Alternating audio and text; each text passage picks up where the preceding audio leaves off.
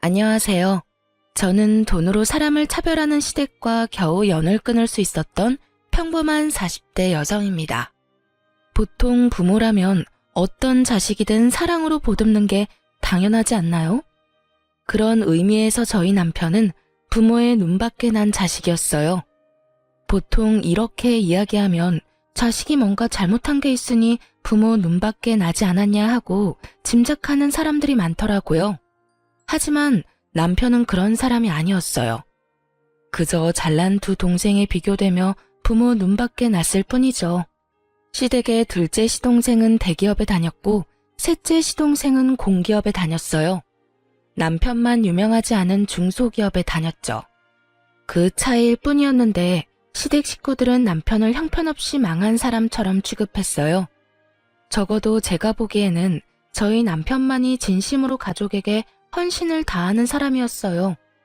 남편은 항상 시부모가 필요한 일이 있을 때마다 연차를 내고 도움을 주러 왔었고 무슨 일이든 시부모의 일이라면 항상 해결해 주려 노력했어요. 다른 두 동생들이 바쁘다는 핑계로 아무것도 안 할 때도 말이죠. 장남이라서 그랬던 것만은 아니었더라고요. 원래 심성이 곱고 착한 사람이었죠. 어릴 때부터 참 잘했다는데 시부모는 그런 남편보다 공부 잘하고 좋은 직장에 간 두 동생들만 편애했다고 하더라고요.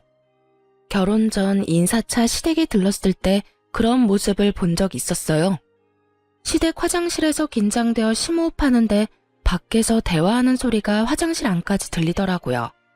시모가 남편에게 대놓고 말했어요. 넌 정말 끝까지 날 실망시키는구나.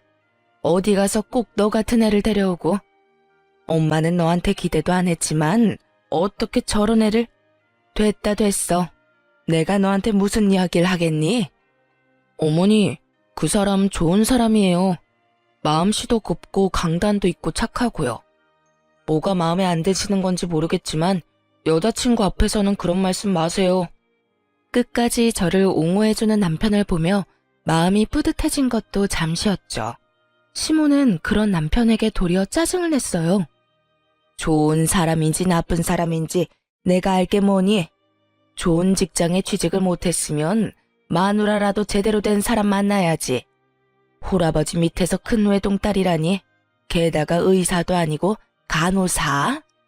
네 동생들 보기 부끄럽지도 않니? 네 동생들 와이프는 다들 교사에 공무원에 날고 기는데. 너 내가 왜 이렇게 마음에 드는 구석이 하나도 없어? 결혼하고 싶으면 네 마음대로 해라. 너 좋다는데 내가 무슨 할 말이 있다고. 그래도 너 결혼할 때는 동생들처럼은 못해주는 거 이해해라. 동생들 다 1억씩 해갔다고 너까지 1억 가져가려고 하면 형평성에 어긋나지 않니? 네가 나한테 해준 게 뭐 있다고. 넌 5천만 원만 줄 테니 둘이서 알아서 맞춰서 가. 5천만 원 주는 것도 감지덕지인 건 알지? 시모의 말에 남편이 상처받을까봐 저는 후다닥 화장실에서 나왔어요. 그리고 웃으며 아무것도 못 들은 것처럼 남편 옆에 앉았죠. 저기 이제 자리에서 일어나야 할 것 같아요. 오늘 야간 근무하는 직장 동료가 근무를 바꿔달라고 연락이 와서요. 죄송하지만 다음에 찾아뵙겠습니다. 그렇게 말하고 남편을 데리고 밖으로 나왔어요. 남편은 표정이 좋지 않았어요.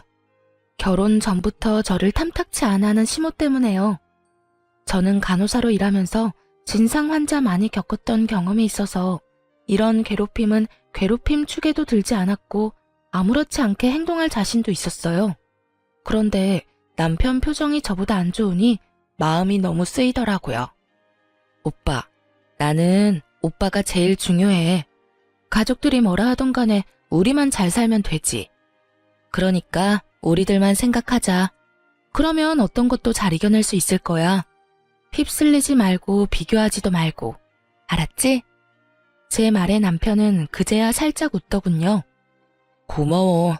네가 있어서 얼마나 내가 많은 위로를 받는지 모르지? 넌 가끔 진짜 대단해. 나보다 더 나이 많은 누나 같은 느낌이야. 그 예시는 좀 아닌데? 나 그 정도로 늙은 거 아니라고. 둘이서 그렇게 장난을 치며 마음을 다잡았어요. 결혼이라는 것이 가문 간의 결합이라 신중하게 생각해야 하는 것은 맞지만 정말 그 지랄 맞은 시댁 때문에 이 마음이 고운 남자를 버리기에는 너무 아까웠거든요. 그렇게 저와 남편은 결혼까지 하게 됐어요. 험난할 줄 알았던 결혼은 생각보다 무난히 흘러갔어요. 시댁에서는 그때 한 말처럼 남편에게 별말 안 했고 남편도 크게 시댁과 부딪히지도 않았죠. 그래서 저도 이 시댁 사람들도 우리를 있는 그대로 받아주려나 싶었는데 그게 아니었더라고요. 결혼 후에 남편이 받는 취급에 더 화가 났거든요. 시모는 무슨 일이 있으면 무조건 남편을 불렀어요. 정말로 아주 간단하고 손쉽게 본인들이 할 수 있는 일에도 남편을 수시로 불러댔어요. 병원을 같이 간다거나 물건을 살 때 차 운전을 시키거나 지인들 경조사에 갈 때도 운전을 시켰어요. 그리고 더 화가 나는 건 부르는 시간도 천차만별이었다는 거예요. 아침에도 오후에도 한밤중에도 문제가 생기면 바로 전화해서 남편을 무슨 콜택시 부르듯 불렀어요. 제일 어이없었던 건 시댁 화장실과 세면대가 막혔다고 우리 남편을 불렀을 때였죠. 남편은 아침에 출근 전에 시댁을 들렀다가 가야 했거든요. 제가 그 부분에 대해 남편에게 몇 번 말한 적이 있었어요. 여보, 아무리 생각해도 이건 좀 너무한 것 같아. 솔직히 무슨 일만 생기면 당신을 부르잖아. 자기 몸이 2개도 아니고. 매번 어떻게 그 요청을 다 들어줘? 힘들면 동생들한테도 좀 시켜. 동생들은 나보다 더 바쁠걸? 그리고 내가 부모님한테 미안해서 그래. 기대하신 만큼 부응하지 못한 게 여전히 마음에 남아있거든. 이렇게라도 부모님한테 도움이 되면 마음이 편하거든.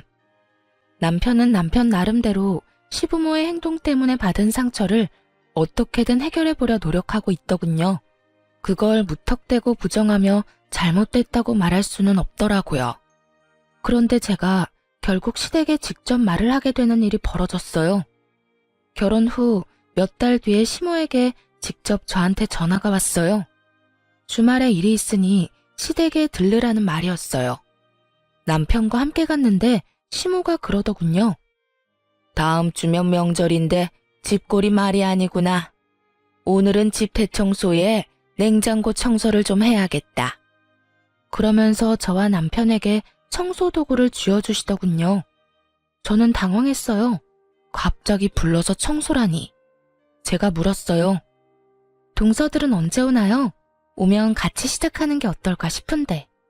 저는 당연히 다른 동서들도 올 거라고 생각하고 물었거든요.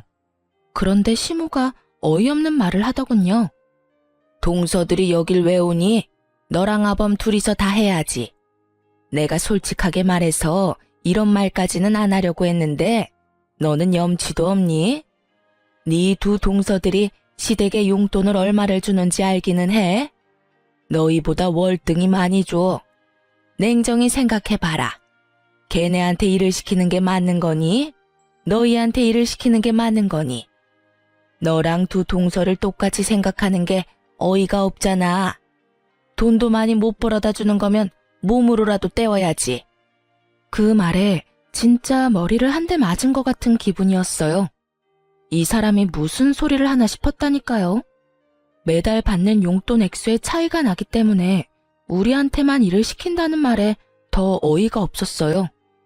용돈이고 뭐고 다 떠나서 며느리를 일 시켜 먹으려고 한다는 것 자체가 언제적 사고방식인지 모르겠더라고요. 사실 남편은 결혼 전부터 시모에게 매달 20만 원씩 용돈을 드리고 있었어요. 결혼 전 남편은 월세로 따로 자취를 하고 있었거든요. 월급이 세후 280 정도였는데 적금을 100만 원을 꼬박꼬박 넣었죠.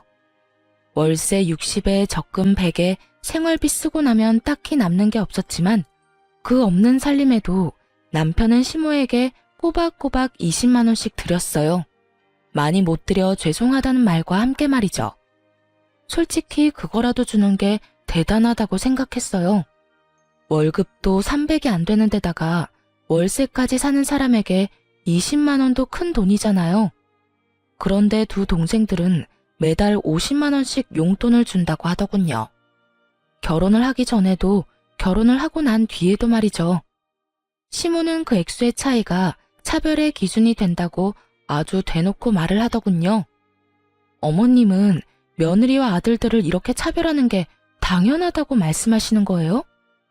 차별이라니, 그건 차별이 아니라 등가 교환인 거지. 누가 들으면 오해할 이야기를 어쩜 이렇게 태연스럽게 하는지.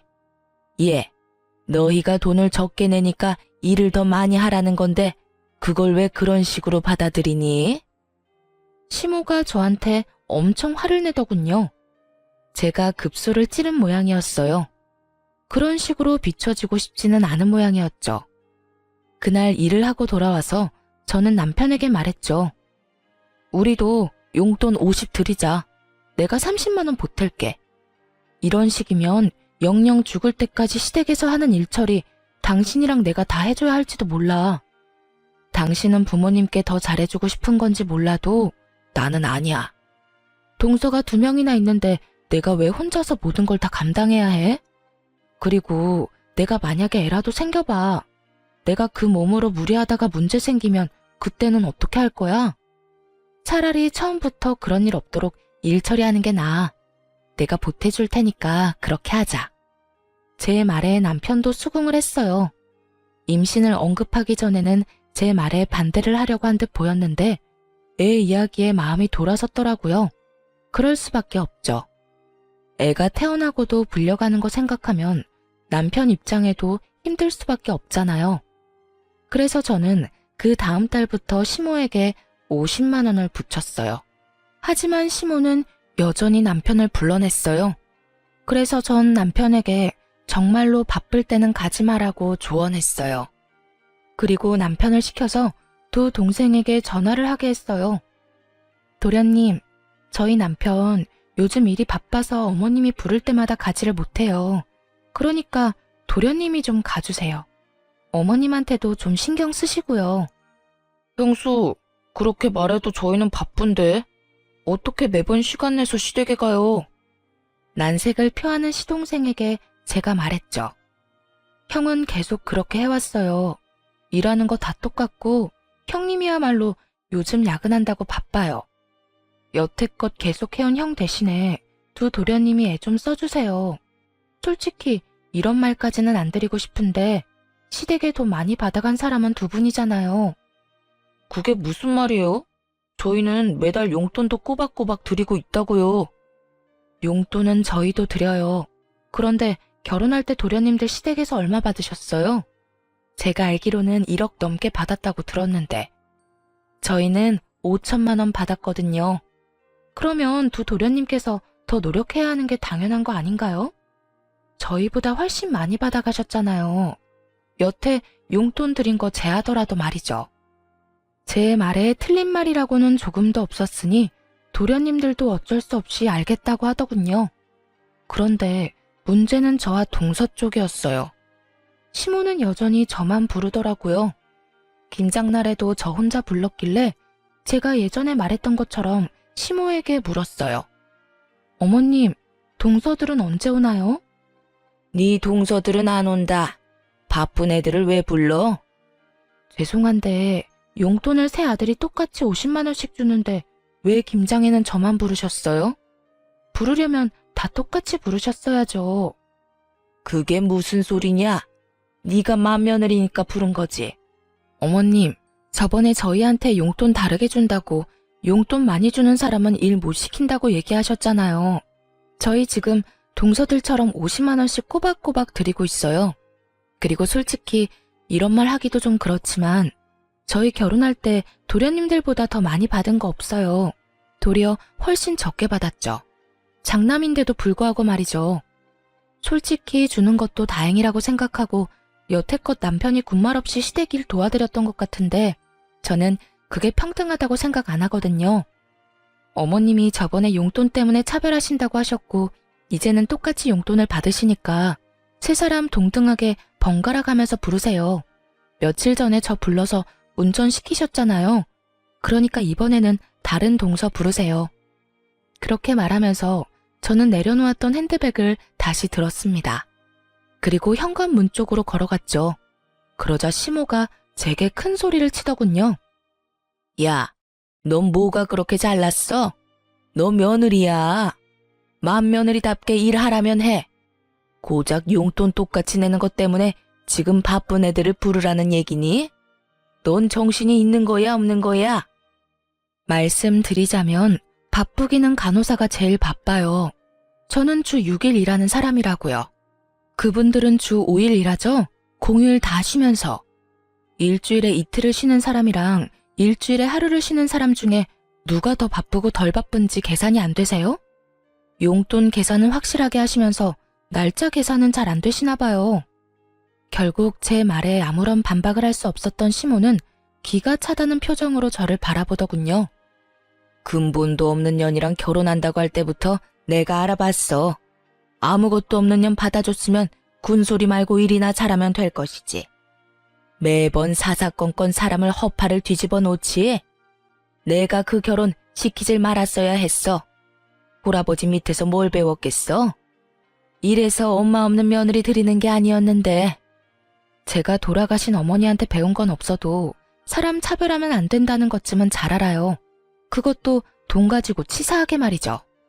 그리고 어차피 생각도 없으시겠지만 김장 김치 하셔도 저희한테 연락하지 마세요. 일도 안 했는데 가져갈 만큼 염치 없는 사람 아닙니다. 뭐 남이 해놓은 것 넙죽넙죽 잘 받아가서 퍼먹는 뻔뻔한 인간들도 이 집에는 좀 많던데 저는 그런 뻔뻔한 사람들이랑은 좀 다르거든요. 그럼 김장 잘하세요. 그렇게 말하고 저는 집으로 돌아왔습니다. 그러게 왜 사람을 별것도 아닌 걸로 차별을 하는지 다른 사람 못 살게 굴 때는 본인도 당할 거라는 생각을 해야죠. 그 뒤로 시모는 저한테는 연락을 안 하더군요. 대신 남편을 좀 더 많이 부르게 됐죠. 하지만 남편도 결국 시모의 요구를 적당히 거절하자 비로소 평범한 생활을 할 수 있게 됐어요. 매번 별거 아닌 일로 불려가는 생활에서 해방된 거죠. 남편과 저는 겨우 여유로운 생활을 즐길 수 있었습니다. 하지만 그것도 아주 잠깐뿐이었어요. 남편 회사에 문제가 발생하게 됐거든요. 남편은 중소기업에서 일하는데 본래 남편 성격 자체가 회사원 기질은 아니었어요. 그런 남편에게는 특기가 하나 있었는데요. 그게 바로 요리였습니다. 요리는 정말 모르는 제가 맛봐도 남편의 음식은 무척 맛이 있었거든요. 그 음식 솜씨에 반해서 결혼하게 된 것도 있으니까요.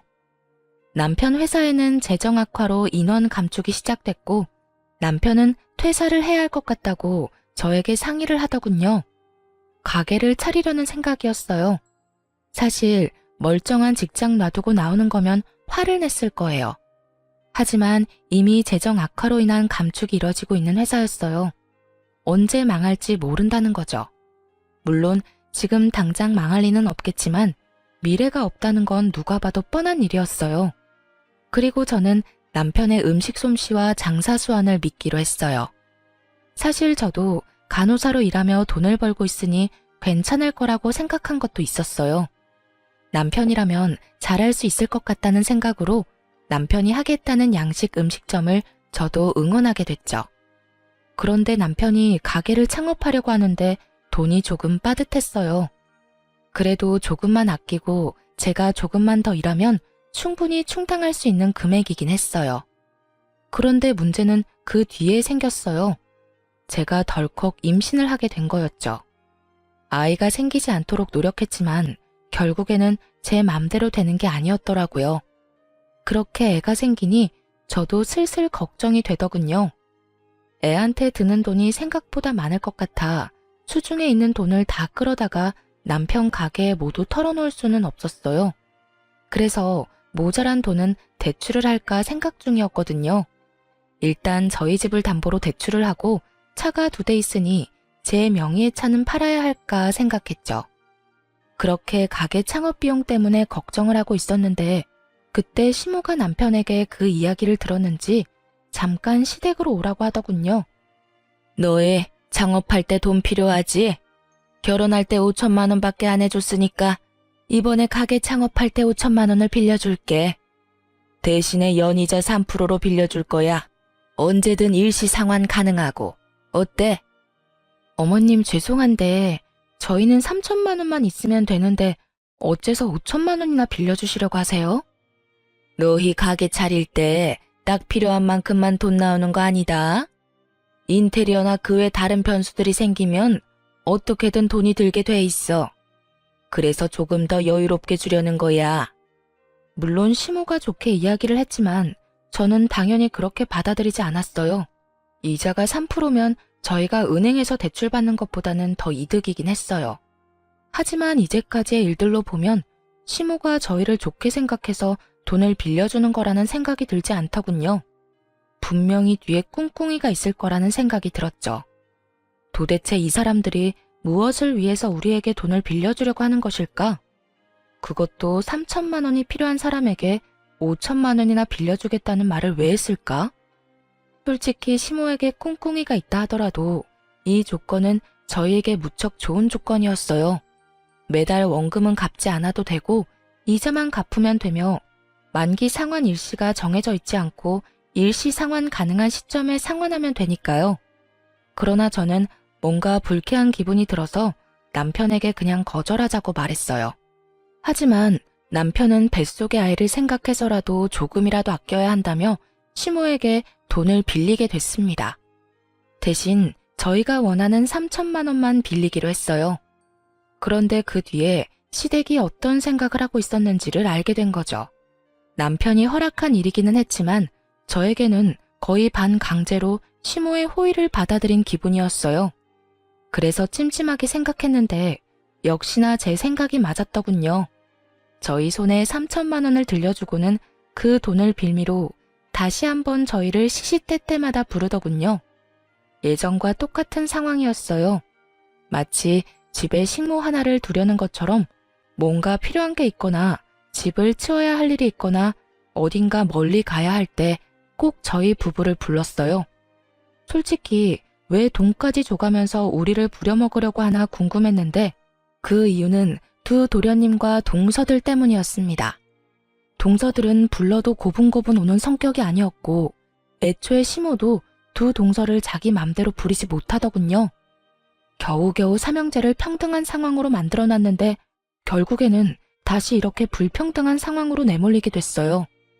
게다가 그간 저희를 부르지 못했던 한이라도 풀듯이 시모는 임신한 저의 몸 상태도 고려하지 않고 일주일에 2-3번을 불러내기 시작했습니다. 돈을 빌려갔으면 빌려간 값은 해야지.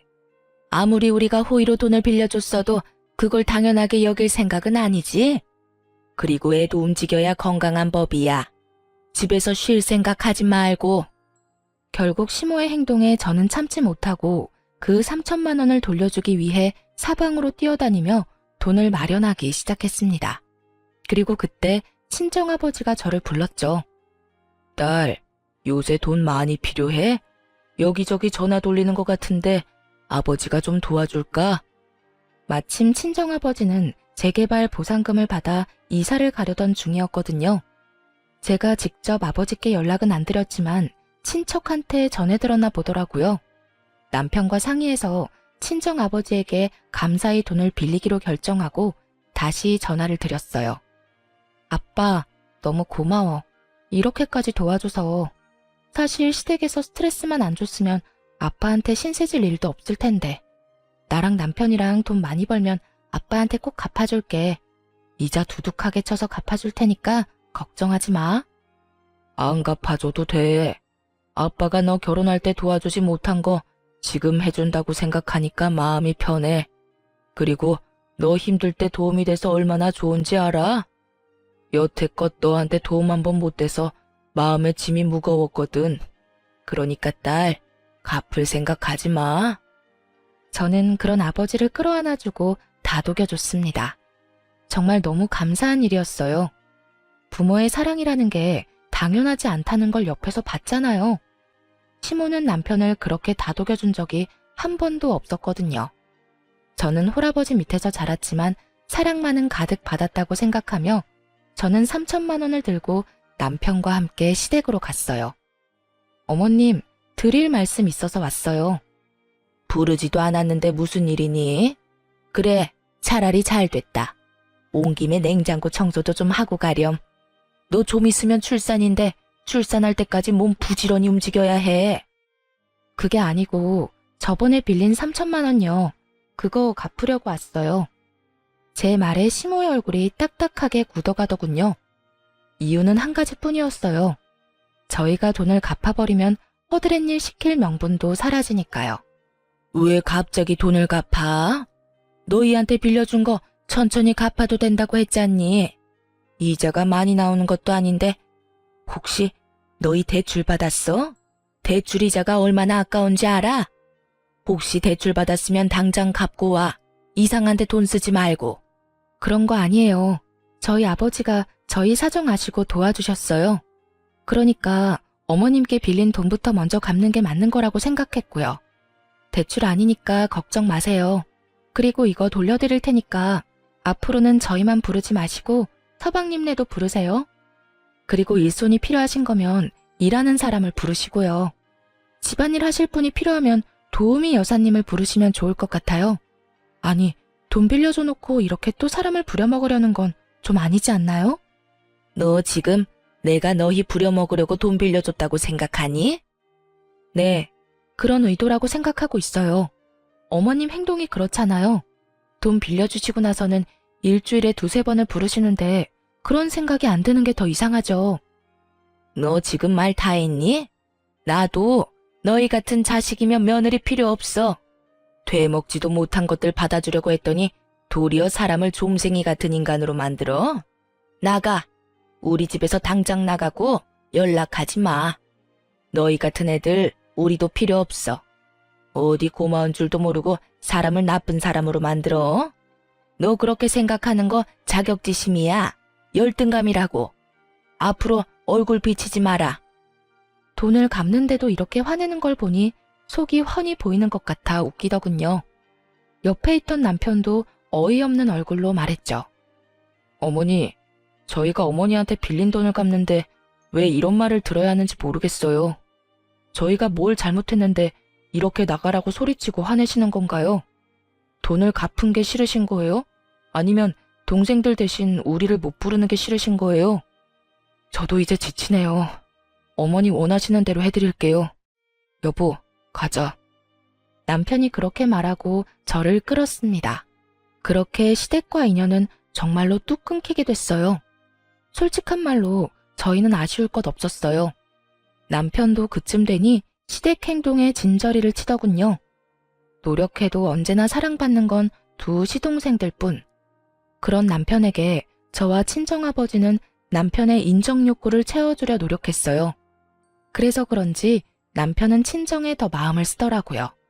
그러면서 우리끼리 잘 살아보자고 말했죠. 우여곡절 끝에 남편은 음식점을 개업했어요. 다행히 남편의 음식 솜씨가 좋았던 모양인지 가게는 잘 되기 시작했고 1년이 넘어갈 때에는 매출이 엄청 올라 남편 월급의 2배만큼 벌 수 있게 됐어요. 친정아버지는 바쁠 때마다 나와서 홀도 봐주시고 도움을 많이 줬어요.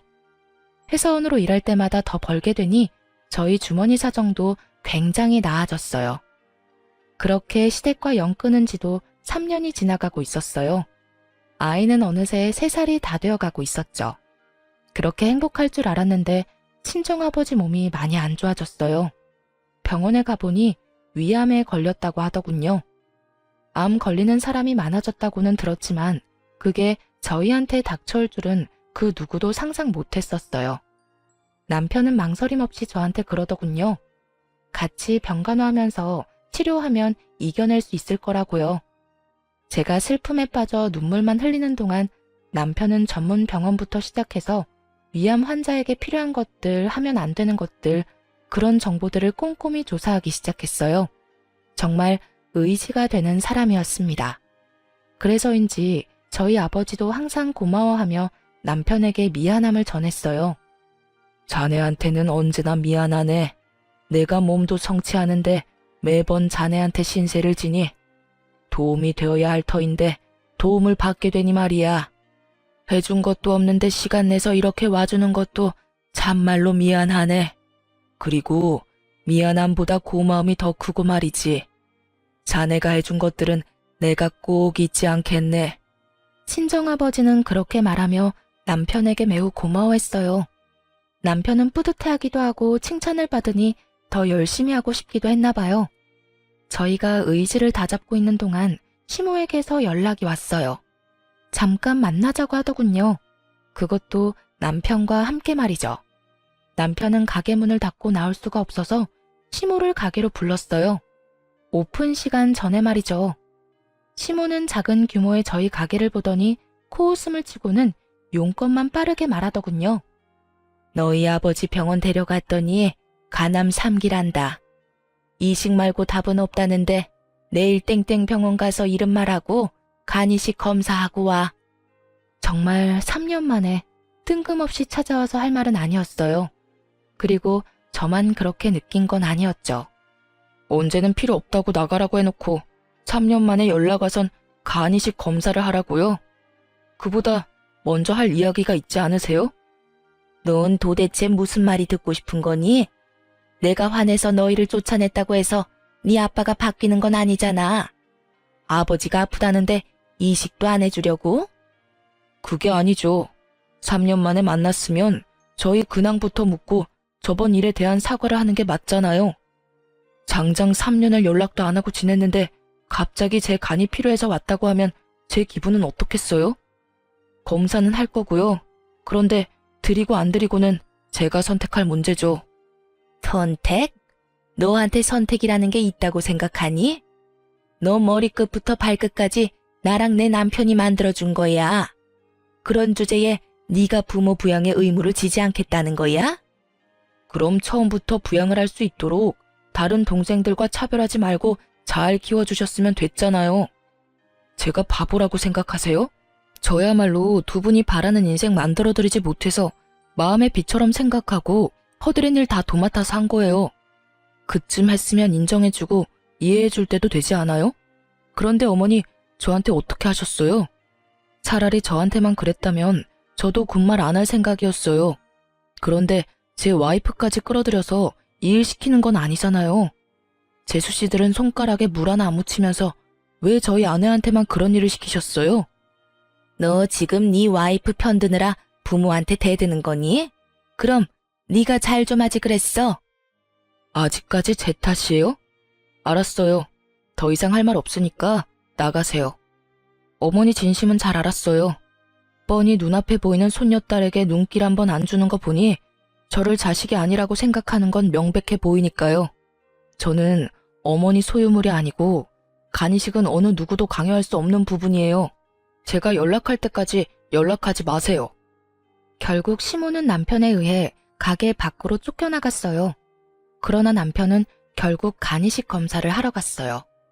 부모 자식이고 시부는 시모만큼 남편을 못 살게 군 것도 아니었으니까요. 만약 시모가 간에 문제가 생겼다면 저는 결사반대했을 거예요. 그렇지만 시부고 남편 마음이 그러하니 존중해주기로 했죠. 검사를 하러 갈 때는 남편과 제가 같이 갔는데 하필이면 시부를 담당하는 의사 밑에 제 대학 동기가 일하고 있더라고요. 반가워서 얼굴 보고 몇 마디 나누다 이식센터에 내려가 접수를 했어요. 그렇게 일주일 뒤 검사 결과를 들으러 다시 방문했는데요. 그날 남편 검사 결과가 나온다는 말에 시모까지 달려왔더라고요. 남편은 그런 시모를 보고도 인사 한 번 건네지 않았죠. 검사 결과는 부적합이었어요. 저는 속으로 안도의 숨을 내쉬었어요. 장기 이식 공여자는 평생 몸 관리를 해야 하니 좀 걱정됐었거든요. 그렇게 저희는 자리를 뜨려고 하는데 시모가 저를 붙잡으며 말하더군요. 너도 가족이잖니? 너도 검사 한번 해보고 가거라. 어머니! 시모의 어이없는 말에 남편이 저 대신 화를 버럭 냈어요. 어떻게 이렇게 무례할 수 있어요? 화내려는 남편을 자제시키며 제가 시모에게 물었어요. 저한테 하라는 거 보니 다른 두 동서들은 간이식 검사 했나 보죠? 그래, 둘 다 부적합으로 나왔다.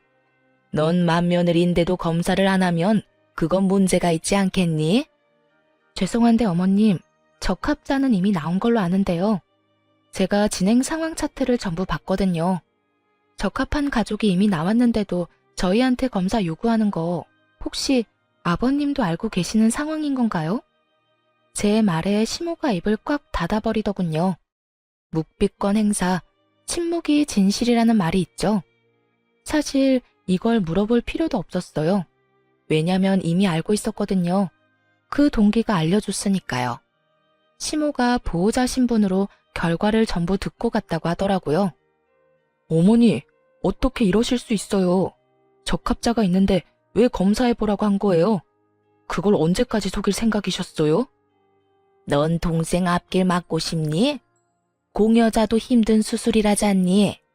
너야 별 볼 일 없는 직장에 이를 것도 없지만 둘째랑 셋째는 너랑 달라. 걔네들이 얼마나 큰 일을 하고 있는데. 시모의 어이없는 말에 남편이 시모에게 소리를 지르며 난리를 치는데 저는 조용히 그 옆에서 폰을 들었어요. 그리고 시부에게 전화를 걸었죠. 네, 오랜만에 연락드려요. 죄송해요. 그런데 제가 드릴 말씀이 있어서요.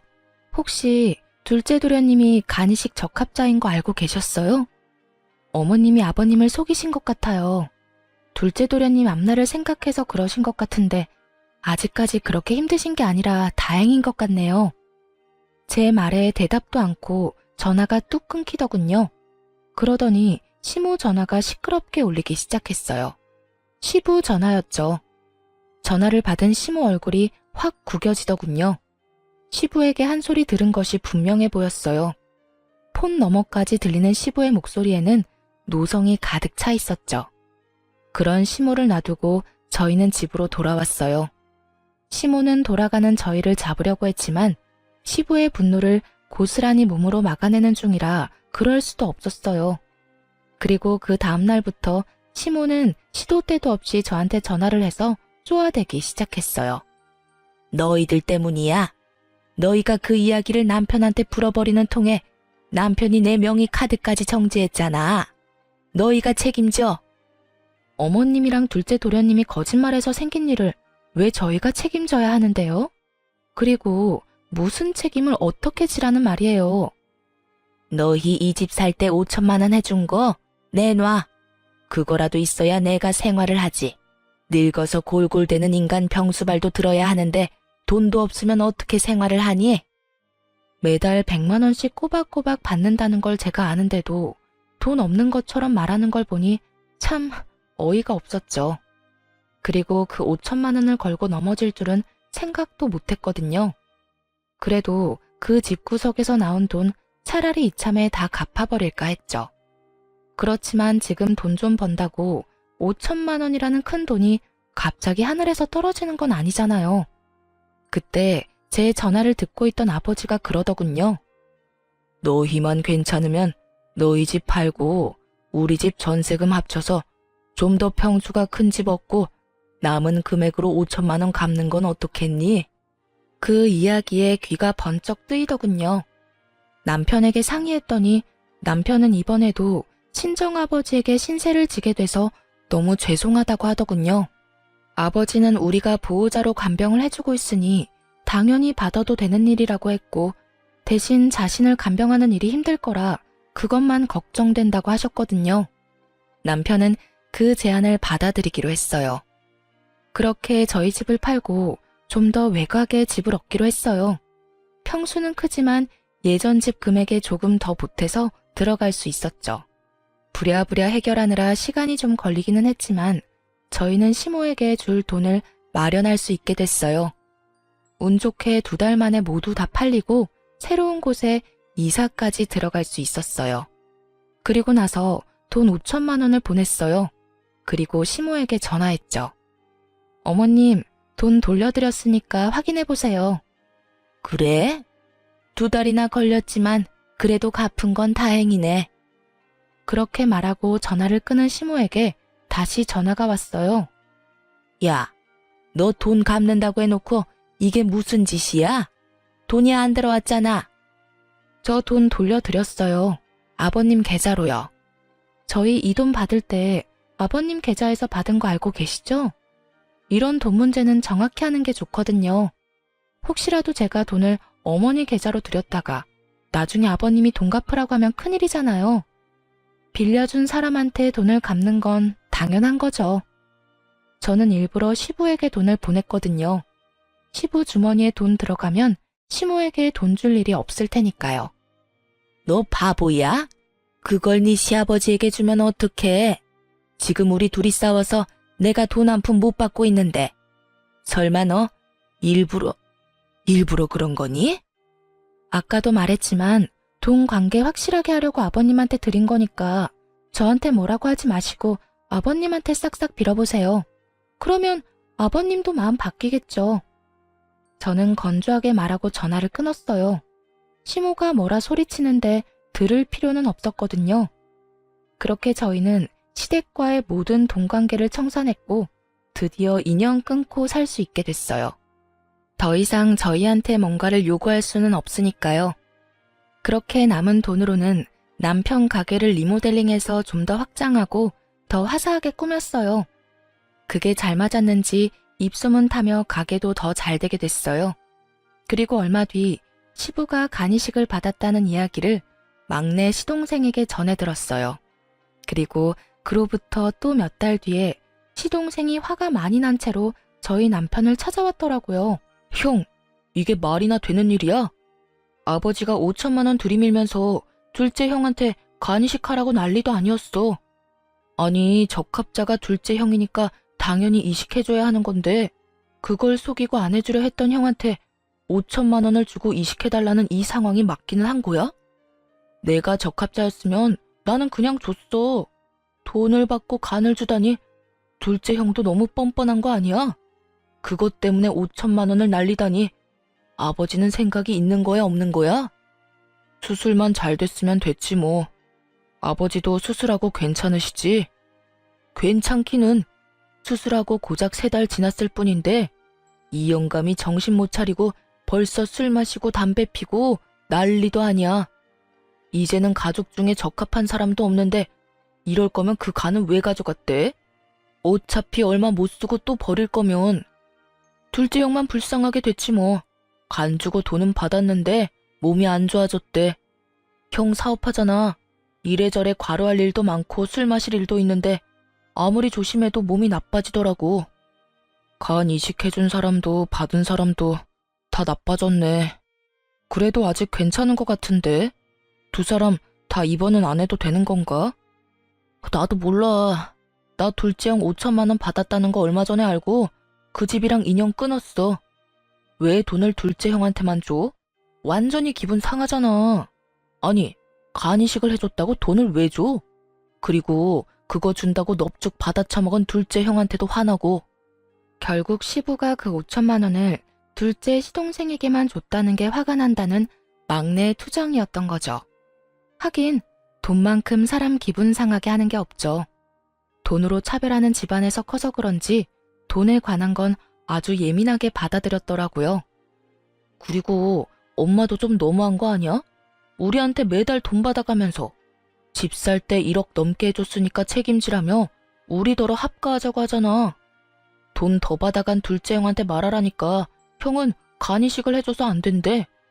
그러면서 우리 집에 와서 돈을 얼마나 펑펑 쓰는지. 말도 못하게 낭비가 심해서 엄마도 내쫓아버렸어. 와이프가 엄청 싫어했거든. 돈은 있는 대로 갖다 쓰면서 무슨 잔소리는 그렇게 많은지 화가 안 날 수가 없더라고. 막내 도련님 이야기를 들어보니 시모도 여전하더라고요. 그렇게 울분을 토하고 간 막내 도련님 이후에 둘째 시동생도 저희 집에 찾아왔어요. 아주 얼굴이 반쪽이 되었더군요. 형, 부탁이 있어서 찾아왔어. 무슨 부탁? 아버지, 좀 형이 모시면 안 돼? 형이 장남이잖아. 나는 간이식까지 했고 막내는 어머니 모시고 있어. 그러니까 형이 아버지 모셔야지.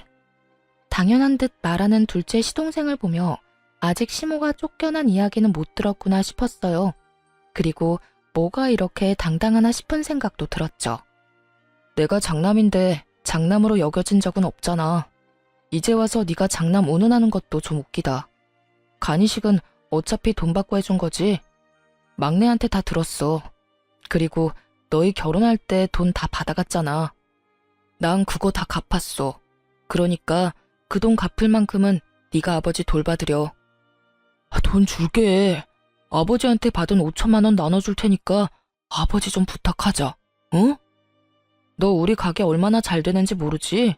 그 돈 없어도 될 정도야. 그리고 그 5천만 원 원래 나한테서 나온 돈인 거는 알고 있어? 집 살 때 받은 돈 5천만 원 내놓으라더라. 그래서 돌려드렸는데 그걸로 간을 사실 줄이야. 어쨌든 우리는 돈 없어도 되니까 너희 일은 너희가 알아서 해. 형, 1억이야? 형도 가족이잖아. 어느 가족이 돈으로 형제를 차별해? 그리고 3년 동안 연락 없어도 너희 잘 살았잖아. 아버지 몸 좀 안 좋다고 연락 와서 이제 와서 가족 행세하면 누가 좋다고 그럴까? 그러니까 여태 해왔던 것처럼 알아서들 해. 우리한테 신경 끄고. 그리고 나는 처가 식구들 챙기는 것만으로도 바빠. 여태껏 장인어른한테 도움받은 게 얼마나 많은데 그래서 병수발 드는 것도 당연한 일이고. 뭐? 지금 친아버지 놔두고 남의 아버지를 챙기겠다는 거야? 당연하지. 그 친아버지 친어머니가 나한테 한 짓을 생각하면 항상 도움만 주려는 처가의 눈길이 가는 건 당연하지 않냐? 있는 것도 다 빼앗아가고 종처럼 부려먹으려는 부모랑 있는 거 다 내어주고 고맙다며 항상 챙겨주는 장인어른이랑 비교가 안 되려야 안 될 수가 없잖아. 앞으로 이런 일로 나 찾아오지 마.